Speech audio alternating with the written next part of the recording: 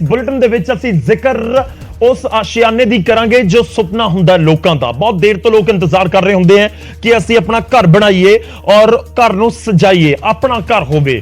तां हुण मकान उसारी दे नाल जुड़िया होया अज दा एक खास प्रोग्राम, क्योंकि मकान दी उसारी महंगी ते मुश्किल हुंदी होई नजर आ रही है। ਵੱਡੀ ਖਬਰ ਨਾਲ ਸ਼ੁਰੂਆਤ ਹੈ, ਕੁਝ ਤੱਥਾਂ ਦੇ ਨਾਲ ਪੂਰੀ ਜਾਣਕਾਰੀ ਤੁਹਾਨੂੰ ਦਵਾਂਗੇ। ਉਸ ਦੀ ਸਭ ਤੋਂ ਵੱਡੀ ਵਜ੍ਹਾ ਹੈ ਕਿ ਭੱਠਾ ਮਾਲਕਾਂ ਦੇ ਵੱਲੋਂ 17 ਤਰੀਕ ਤੱਕ 17 ਸਤੰਬਰ ਤੱਕ ਜਿਹੜਾ ਭੱਠੇ ਦੇ ਉੱਤੇ ਹੜਤਾਲ ਕਰ ਦਿੱਤੀ ਗਈ ਹੈ। ਭੱਠਾ ਮਾਲਕਾਂ ਦੇ ਵੱਲੋਂ ਵਜ੍ਹਾ ਦੱਸੀ ਜਾ ਰਹੀ ਹੈ जीएसटी कि जीएसटी जो लगाया गया है वो हटाया जावे, वो वापस लिया जावे फैसला। इस करके 17 तरीक तक भੱਠਾ मालक हड़ताल ਦੇ ਉੱਤੇ ਨੇ।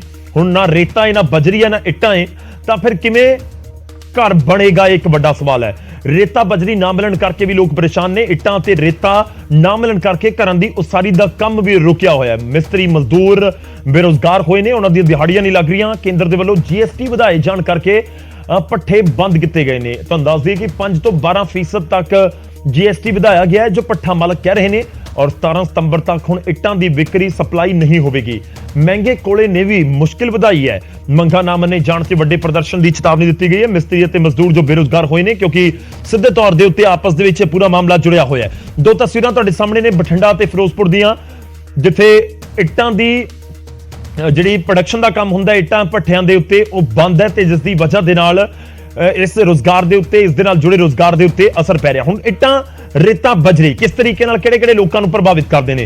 इट्टां भट्ठियां दे उत्ते काम करन वाले बहुत सारे मजदूर परिवार उत्थे ही रहिंदे हुंदे ने, वो प्रभावित हो रहे ने, उन्हां दा रोजगार प्रभावित। उस तो बाद इट्टां ते रेता जेकर नहीं मिलेगा, इट्टां नहीं मिलणगियां, तां जो दुकानदार इट्टां दी सप्लाई करन दा काम करदा उसका रोजगार प्रभावित।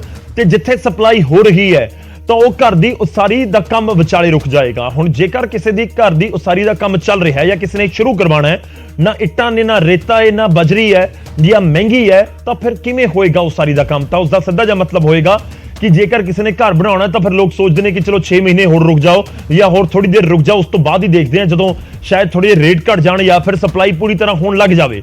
तो वो चीज़ां नहीं हो रही। इस करके जिहड़े दिहाड़ी करने वाले मजदूर ने, मिस्त्री ने, वो भी प्रभावित हो रहे हैं। जिहड़ी ढोआ ढुआई करते हैं इट्टां दी, रेते दी, बजरी दी, रेहड़ियां दे जरिए या अपने व्हीकल के जरिए वो प्रभावित हो रहे हैं। उस तो बाद जिहड़ा सरिये का कारोबार हुंदा है वो भी प्रभावित लाजमी तौर पर हो रहा। जो सारी नहीं हो रही तो फिर सरिया कितों विकेगा? तो उस तो बाद पेंट वाले जिहड़े रोजगार है वो भी प्रभावित होए हैं। जिहड़े पेंट का काम करते हैं वो प्रभावित हो रहे हैं, क्योंकि उसारी नहीं होएगी, उसारी कंप्लीट नहीं होएगी, तो कित्थों फिर पेंट का काम तुरेगा? जिहड़े पेंटर हैगे ने, जो पेंट करन दा काम करते हैं, उन्हां दा भी काम प्रभावित हो रहा है। एक चीज़ दे नाल किन्नियां चीज़ां प्रभावित ने दस्सण दी असीं कोशिश कर रहे हैं। उस तो बाद प्रभावित वाली लिस्ट दे विच जिहड़े पत्थर का काम करते हैं वो भी हैगे ने, जिहड़े टाइलां का काम करते हैं वो भी हैगे ने, जिहड़े प्लंबर हैगे ने वो भी है।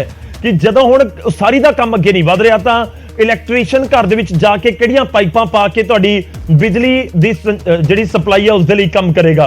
तां सारियां चीज़ां आपस दे विच जुड़ियां हुंदियां ने। छोटियां-छोटियां चीज़ां ਜਿਹੜੀਆਂ ਘਰਾਂ ਨੂੰ ਬਣਾਉਣ ਦੇ ਵਿੱਚ ਕੰਮ ਆਉਂਦੀਆਂ ਨੇ, ਤੇ ਜਦੋਂ ਇੱਕ ਪਾਸੇ ਤੋਂ ਸਪਲਾਈ ਰੁਕਦੀ ਹੈ ਤਾਂ ਫਿਰ ਅੱਗੇ ਤੱਕ ਉਸ ਦਾ ਅਸਰ ਨਜ਼ਰ ਆਉਂਦਾ ਹੈ। ਬਠਿੰਡਾ ਫਿਰੋਜ਼ਪੁਰ ਦੀਆਂ ਦੋ ਤਸਵੀਰਾਂ ਵੀ ਤੁਹਾਨੂੰ ਦਿਖਾ ਰਹੇ ਹਾਂ।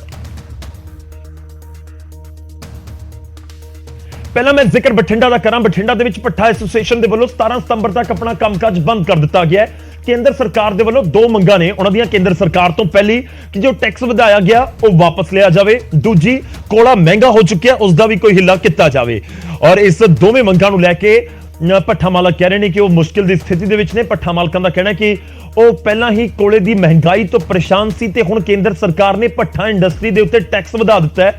टैक्स 5% तो वधा के 12% जीएसटी कर दिता है, जिस नाल उन्हां दे रोजगार नूं, धंधे नूं वड्डी सट पई है।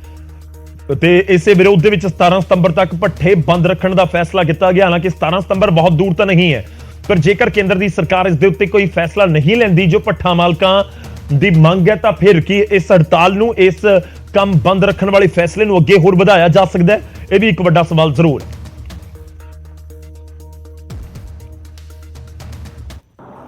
ਜਿਹੜੀਆਂ ਪਾਲਿਸੀਆਂ ਆ ਰਹੀਆਂ, ਜਿਵੇਂ ਰੇਤਾ ਬਜਰੀ ਦੀ ਪਾਲਿਸੀ ਹੈ, ਹਜੇ ਤੱਕ ਆਈ ਨਹੀਂ ਹੈਗੀ ਹੈ, ਤੇ ਬਾਹਰੋਂ ਵੀ ਰੇਤੇ ਤੇ ਪਾਬੰਦੀ ਲਾਈ ਜਾਂਦੇ, ਤੇ ਫਿਰ ਘਰ ਕਿਵੇਂ ਬਣਨਗੇ, ਬਿਲਡਿੰਗਾਂ ਕਿਵੇਂ ਬਣਨਗੀਆਂ? ਇਹ ਜੇ ਸਾਡੀਆਂ ਮੰਗਾਂ ਨਾ ਮੰਨੀਆਂ ਹੋਈਆਂ ਤਾਂ ਸਾਡੀ ਜਿਹੜੀ ਪੰਜਾਬ ਲੈਵਲ ਦੀ ਕਮੇਟੀ ਹੈ ਤੇ ਇੰਡੀਆ ਲੈਵਲ ਦੀ ਕਮੇਟੀ ਜੋ ਫੈਸਲਾ ਕਰੂਗੀ ਅਸੀਂ ਉਦੋਂ ਤੱਕ ਚੁੱਪ ਨਹੀਂ ਬੈਠਾਂਗੇ।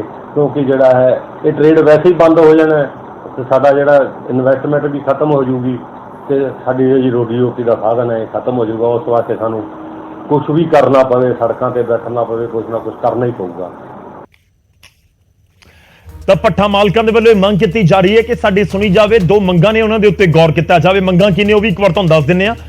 ਭੱਠਾ ਮਾਲਕ ਕਹਿ ਰਹੇ ਨੇ ਕਿ ਭੱਠੇ ਦੇ ਉੱਤੇ GST ਘਟਾਇਆ ਜਾਵੇ। ਪਹਿਲਾਂ 5% ਸੀ, ਉਸ ਨੂੰ ਵਧਾ ਕੇ ਹੁਣ 12% ਕਰ ਦਿੱਤਾ ਗਿਆ ਹੈ।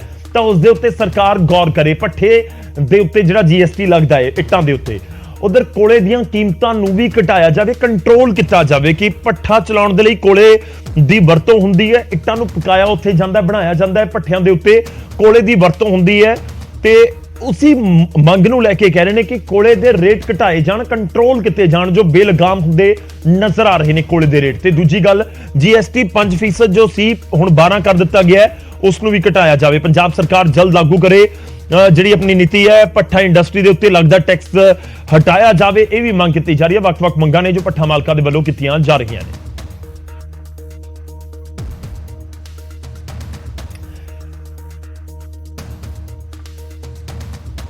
ਹੁਣ ਗੱਲ ਅੰਮ੍ਰਿਤਸਰ ਦੀ ਵੀ ਕਰਦੇ ਹਾਂ। ਰੇਤੇ ਦੀ ਕਮੀ ਦੀ ਵਜ੍ਹਾ ਦੇ ਨਾਲ ਮਕਾਨਾਂ ਦੀ ਉਸਾਰੀ ਰੁਕ ਗਈ ਹੈ, ਜਿਸ ਦਾ ਸਭ ਤੋਂ ਜ਼ਿਆਦਾ ਮਾੜਾ ਅਸਰ ਪੈ ਰਿਹਾ ਹੈ ਮਿਸਤਰੀਆਂ ਤੇ ਮਿਸਤਰੀਆਂ ਦੇ ਨਾਲ ਦਿਹਾੜੀ ਕਰਨ ਵਾਲੇ ਮਜ਼ਦੂਰਾਂ ਦੇ ਉੱਤੇ, ਉਹਨਾਂ ਦੇ ਪਰਿਵਾਰਾਂ ਦੇ ਉੱਤੇ। ਉਸਾਰੀਆਂ ਬੰਦ ਹੋਣ ਦੀ ਵਜ੍ਹਾ ਦੇ ਨਾਲ ਅੰਮ੍ਰਿਤਸਰ ਦੇ ਪਿੰਡ ਮੁੱਛਲ ਦੇ ਇੱਕ ਮਜ਼ਦੂਰ ਦੇ ਘਰ ਦੇ ਹਾਲਾਤ ਬੇहद ਮਾੜੇ ਹੁੰਦੇ ਨਜ਼ਰ ਆਉਂਦੇ ਨੇ।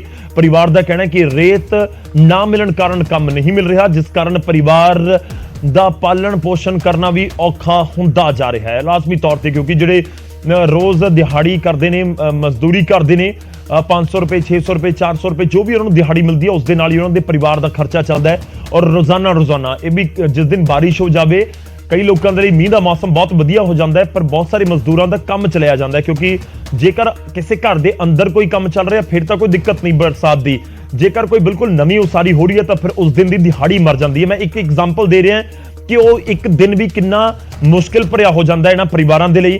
ਤੇ ਜਦੋਂ ਰੇਤੇ ਦੀ ਵਜ੍ਹਾ ਦੇ ਨਾਲ ਕੰਮ ਮਿਲ ਹੀ ਨਾ ਰਿਹਾ ਹੋਵੇ, ਇੱਕ ਦਿਨ 2 ਦਿਨ 4 ਦਿਨ 5 ਦਿਨ ਹਫ਼ਤਾ 10 ਦਿਨ ਨਿਕਲ ਜਾਣ, ਤਾਂ ਫਿਰ ਬਹੁਤ ਔਖਾ ਹੈ ਕਿ ਕਿਸ ਤਰੀਕੇ ਨਾਲ ਹੁਣ ਉਹ ਆਪਣੇ ਪਰਿਵਾਰ ਦਾ ਢਿੱਡ ਪਾਲਣਗੇ। ਤਾਂ ਉਹੀ ਜਿਹੜੀ ਸਮੱਸਿਆ ਉਸ ਨੂੰ ਉਹ ਸਾਹਮਣੇ ਰੱਖ ਰਹੇ ਨੇ। ਬੜੇ ਦਿਨ ਹੋ ਗਏ ਜੇ ਰੇਤਾ ਦਾ ਕਰਕੇ ਵੇਲੇ ਚ ਰੇਤਾ ਨਹੀਂ ਮਿਲਦੀ ਚ, ਤੇ ਹੁਣ ਅਸੀਂ ਆਂਢੀ ਗੁਆਂਢੀਆਂ ਕੋਲ ਲੈ ਕੇ ਤੇ ਗੁਜ਼ਾਰਾ ਕਰ ਲੈਨੇ ਤੇ ਫਿਰ ਜਦੋਂ ਕੰਮ ਤੇ ਜਾਂਦੇ ਫਿਰ ਉਹਨਾਂ ਦਾ ਦਰ ਚੁਕਾ ਦਿੰਦੇ ਆ। ਕਮਰਾ ਇੱਕ ਆ, ਉਹ ਚੋਂਦਾ ਵਾ, ਬੱਚੇ ਵੀ ਨਿੱਕੇ ਨਿੱਕੇ ਆ ਤੇ ਬਹੁਤ ਅਸੀਂ ਗੁਜ਼ਾਰਾ ਗਰੀਬੀ ਨਾਲ ਕਰਨ ਡੇ ਆ। ਅਸੀਂ ਕੇਵਲ ਕਿਸੇ ਦੇ ਘਰ ਜਾ ਕੇ ਵੀ ਸੌਂਦੇ ਆ, ਕਮਰਾ ਚੋਂਦਾ ਵਾ, ਸਾਰੇ ਪਾਸਿਓਂ ਚੋਂਦਾ ਵਾ। ਕੇਲੇ ਸਮਾਨ ਦੀ ਅਦਲਾ ਬਦਲੀ ਵੀ ਕਿਸੇ ਦੇ ਘਰ ਕਰਨੀ ਪੈਂਦੀ ਆ। ਤਾਂ ਪਰਿਵਾਰ ਦੱਸ ਰਿਹਾ ਕਿ ਜਦੋਂ ਰੇਤੇ ਦੀ ਕਮੀ ਹੈ ਤਾਂ ਆਮ ਲੋਕਾਂ ਦੇ ਉੱਤੇ ਕਿਸ ਤਰੀਕੇ ਦਾ ਅਸਰ ਪੈ ਰਿਹਾ ਹੈ। ਜਿਸਨੇ ਕੋਠੀ ਬਣਾਉਣੀ ਹੈ, ਹੋ ਸਕਦਾ ਹੈ ਕਿ ਉਹ ਮਹੀਨੇ 2 ਮਹੀਨੇ ਬਾਅਦ ਕੋਠੀ ਬਣਾ ਲਵੇ। ਜਿਸਨੇ ਚੁਬਾਰਾ ਛੱਤਣਾ, ਹੋ ਸਕਦਾ ਉਹ ਵੀ 15 ਦਿਨ ਬਾਅਦ ਛੱਤ ਲਵੇ। ਪਰ ਇਸ ਪਰਿਵਾਰ ਦਾ ਕੀ, ਜਿਸ ਦਾ ਦਿਹਾੜੀ ਦੇ ਉੱਤੇ ਸਭ ਕੁਝ ਚੱਲ ਰਿਹਾ ਹੈ। ਤਾਂ ਜਿੱਥੇ ਇੱਕ ਪਾਸੇ ਭੱਠਾ ਐਸੋਸੀਏਸ਼ਨ ਦੇ ਵੱਲੋਂ ਭੱਠੇ ਬੰਦ ਕੀਤੇ ਜਾ ਰਹੇ ਨੇ, ਤਾਂ ਉੱਥੇ ਹੀ ਰੇਤਾ ਬਜਰੀ ਨਾ ਮਿਲਣ ਦੀ ਵਜ੍ਹਾ ਦੇ ਨਾਲ ਲੋਕ ਵੀ ਖਾਸੇ ਪਰੇਸ਼ਾਨ ਨਜ਼ਰ ਆਉਂਦੇ ਨੇ। ਅਨੰਦਪੁਰ ਸਾਹਿਬ ਦੇ ਵਿੱਚ ਬਹੁਜਨ ਸਮਾਜ ਪਾਰਟੀ ਦੇ ਵੱਲੋਂ ਰੇਤੇ ਬਜਰੀ ਦੀ ਕਮੀ ਨੂੰ ਲੈ ਕੇ ਸਰਕਾਰ ਦੇ ਖਿਲਾਫ ਇੱਕ ਅਨੋਖਾ ਪ੍ਰਦਰਸ਼ਨ ਕੀਤਾ ਗਿਆ। ਇੱਥੇ ਰਵਿਦਾਸ ਚੌਕ ਦੇ ਵਿੱਚ ਰੇਤੇ ਦਾ ਲੰਗਰ ਲਗਾ ਦਿੱਤਾ ਗਿਆ। ਪ੍ਰਦਰਸ਼ਨਕਾਰੀਆਂ ਦਾ ਕਹਿਣਾ ਹੈ ਕਿ ਲੋਕਾਂ ਨੂੰ ਘਰ ਬਣਾਉਣ ਦੇ ਲਈ ਰੇਤਾ ਨਹੀਂ ਮਿਲ ਰਿਹਾ, ਜੇ ਮਿਲ ਵੀ ਰਿਹਾ ਤਾਂ ਬਹੁਤ ਜ਼ਿਆਦਾ ਮਹਿੰਗਾ ਮਿਲ ਰਿਹਾ। ਇਸ ਕਰਕੇ ਉਹਨਾਂ ਦੇ ਵੱਲੋਂ ਵਿਰੋਧ ਕੀਤਾ ਜਾ ਰਿਹਾ ਤੇ ਵਿਰੋਧ ਕੁਝ ਇਸ ਤਰੀਕੇ ਨਾਲ ਕਿ ਉੱਥੇ ਰੇਤੇ ਦਾ ਲੰਗਰ ਲਗਾਇਆ ਗਿਆ। ਬਕਾਇਦਾ ਜਿਵੇਂ ਲੰਗਰ ਲਗਾਇਆ ਜਾਂਦਾ ਹੈ, ਡੋਨੇ ਦੇ ਵਿੱਚ ਰੇਤਾ ਪਾ ਕੇ ਥੋੜਾ ਜਿਵੇਂ ਆਪਾਂ ਪ੍ਰਸ਼ਾਦ ਵੰਡ ਦਿੰਦੇ ਆ ਸਾਰੇ ਪਾਸੇ, ਉਸ ਤਰੀਕੇ ਨਾਲ ਇਹ ਰੇਤਾ ਵੰਡਿਆ ਜਾ ਰਿਹਾ ਸੀ। ਇਹ BSP ਦੇ ਬਹੁਜਨ ਸਮਾਜ ਪਾਰਟੀ ਦੇ ਆਗੂ ਨੇ ਜੋ ਇਸ ਤਰੀਕੇ ਨਾਲ ਵਿਰੋਧ ਪ੍ਰਦਰਸ਼ਨ ਕਰ ਰਹੇ ਸੀ। ਔਰ ਉਹ ਤਸਵੀਰਾਂ ਤੁਹਾਨੂੰ ਦਿਖਾ ਰਹੇ ਹਾਂ ਕਿ ਡੋਨੇ ਰੱਖੇ ਹੋਏ ਨੇ, ਇਹ ਪਲੇਟਾਂ ਰੱਖੀਆਂ ਹੋਈਆਂ ਨੇ ਤੇ ਇਹਨਾਂ ਦੇ ਵਿੱਚ ਕੜਛੀਆਂ ਦੇ ਨਾਲ ਰੇਤਾ ਪਾ ਕੇ ਵੰਡਿਆ ਜਾ ਰਿਹਾ। ਫ੍ਰੀ ਰੇਤੇ ਦਾ ਬੋਰਡ ਲਗਾਇਆ ਗਿਆ ਹੈ ਔਰ ਕਿਹਾ ਜਾ ਰਿਹਾ ਕਿ ਰੇਤਾ ਮਹਿੰਗਾ ਮਿਲ ਰਿਹਾ ਹੈ ਜਾਂ ਨਹੀਂ ਮਿਲ ਰਿਹਾ। ਇਸ ਵਜ੍ਹਾ ਦੇ ਨਾਲ ਲੋਕ ਖਾਸੇ ਪਰੇਸ਼ਾਨ ਹੋ ਰਹੇ। ਸਾਨੂੰ ਮਜਬੂਰਨ ਹੋ ਕੇ ਰੇਤਾ ਜਿਹੜਾ ਫ੍ਰੀ ਲੋਕਾਂ ਨੂੰ ਵਿੱਚ ਜਿਹੜਾ ਅਸੀਂ ਇੱਕ ਮੈਸੇਜ ਲੈ ਕੇ ਆਏ ਦੇਣਾ ਪਿਆ ਹੈ, ਕਿਉਂਕਿ ਰੇਤਾ ਇੱਕ ਹਰ ਘਰ ਦੀ ਲੋੜ ਹੈ, ਹਰ ਘਰ ਦੀ ਜ਼ਰੂਰਤ ਹੈ, ਹਰ ਘਰ ਦਾ ਰੁਜ਼ਗਾਰ ਜਿਹੜਾ ਰੇਤੇ ਦੇ ਨਾਲ ਜੁੜਿਆ ਹੋਇਆ ਹੈ। ਜੇ ਰੇਤਾ ਹੈ ਤਾਂ ਅਸੀਂ ਰੋਟੀ ਖਾਂਦੇ ਆ, ਜੇ ਰੇਤਾ ਨਹੀਂ ਹੈ ਤਾਂ ਸਾਡੇ ਘਰ ਰੋਟੀ ਵੀ ਨਹੀਂ ਬਣਦੀ, ਕਿਉਂਕਿ ਲੱਖਾਂ ਹੀ ਮਜ਼ਦੂਰ ਪੰਜਾਬ ਦੇ ਵਿੱਚ ਜਿਹੜੇ ਰੇਤੇ ਕਰਕੇ ਬੇਰੁਜ਼ਗਾਰ ਹੋ ਕੇ ਅੱਜ ਆਪਣੇ ਘਰਾਂ ਦੇ ਵਿੱਚ ਬੈਠੇ ਆ। ਚਾਹੇ ਉਹ ਟਰੱਕ ਡਰਾਈਵਰ ਨੇ, ਚਾਹੇ ਟਰੱਕ ਪੈਂਚਰ ਵਾਲੇ ਨੇ, ਚਾਹੇ ਟਰੱਕ ਮਿਸਤਰੀ ਨੇ, ਚਾਹੇ ਲੇਬਰ ਦਾ ਕੰਮ ਕਰਨ ਵਾਲੇ ਮਜ਼ਦੂਰ ਹੈ, ਚਾਹੇ ਮਕਾਨ ਦਾ ਜਿਹੜਾ ਕਿਰਤੀ ਕੰਮ ਹੈ ਉਹ ਮਜ਼ਦੂਰ ਹੈ। ਸਾਰੇ ਲੋਕ ਅੱਜ ਰੇਤੇ ਦੀ ਤਰ੍ਹਾਂ ਜਿਹੜੀ ਕੀਮਤਾਂ ਦੀ ਤਰਾਹੀ ਕਰ ਰਹੇ ਨੇ। ਰੇਤੇ ਦੇ ਕਰਕੇ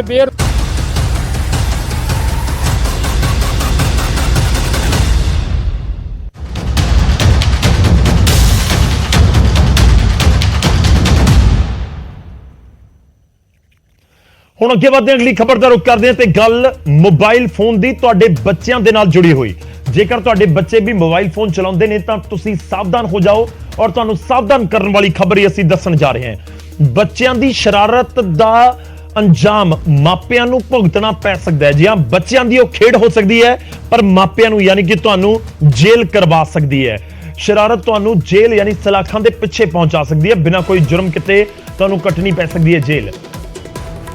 ਤਾਂ ਸਕੂਲ ਨਾ ਜਾਣ ਦੇ ਲਈ ਬੱਚੇ ਇਹ ਹੱਥਕੰਡੇ ਵਰਤ ਰਹੇ ਨੇ। ਮਾਪਿਆਂ ਦੇ ਮੋਬਾਈਲ ਤੋਂ ਸਕੂਲ ਨੂੰ ਧਮਕੀਆਂ ਦਿੱਤੀਆਂ ਜਾ ਰਹੀਆਂ ਨੇ। ਦੱਸ ਦਈਏ ਕਿ ਕੁਝ ਦਿਨ ਪਹਿਲਾਂ ਅੰਮ੍ਰਿਤਸਰ ਦੇ ਇੱਕ ਨਾਮੀ ਸਕੂਲ ਦੇ ਬੱਚਿਆਂ ਨੇ ਬੰਬ ਵਾਲੀ ਸ਼ਰਾਰਤ ਕੀਤੀ ਸੀ।